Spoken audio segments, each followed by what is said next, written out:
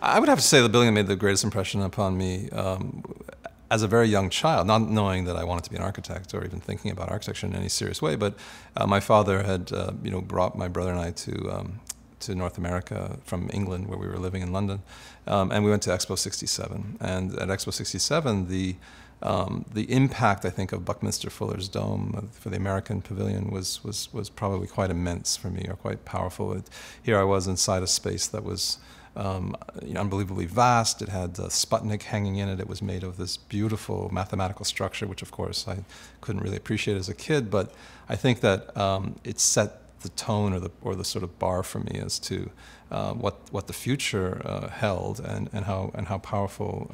architectural space can be. I had actually wanted to be a filmmaker as a kid, really, and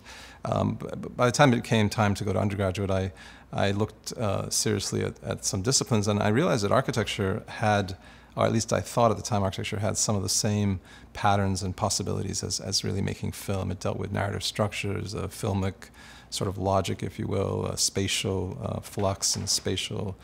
transference to something else, imaging and so on. So I think I started to see a parallel between a desire for making sort of filmic realities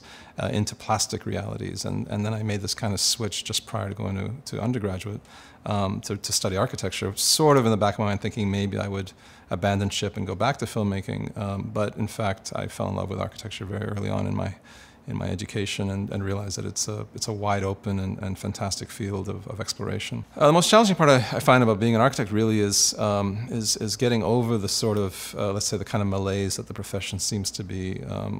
teetering on, and that malaise is really coming from really a lack of understanding of what I think architects do. And how we contribute to the larger issues in the world. We tend to be latching onto things, architects tend to be latching onto things like environmental sustainability, and we can sometimes use economics and clients as excuses for projects, failures and so on. But I think the biggest hurdle we have is really to restate and maybe state in a very new way the relevancy of our profession to the larger cultural picture and the larger cultural sphere. I see architecture moving into a future that is somewhat tenuous. I think that we are really straddling a fence here. Either it kind of restates its position in the larger cultural milieu and larger cultural sphere as being something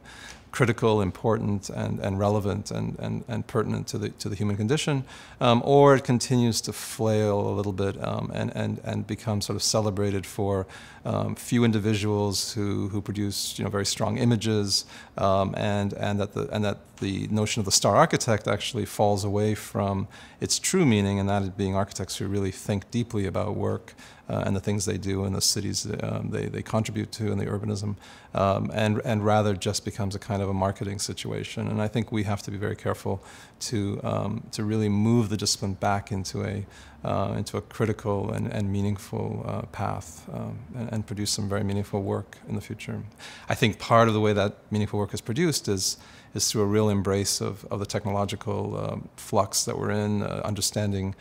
new ways of making buildings, forming spatiality, integrating technology into the built environment in a very positive way. There are many, many ways in which architecture will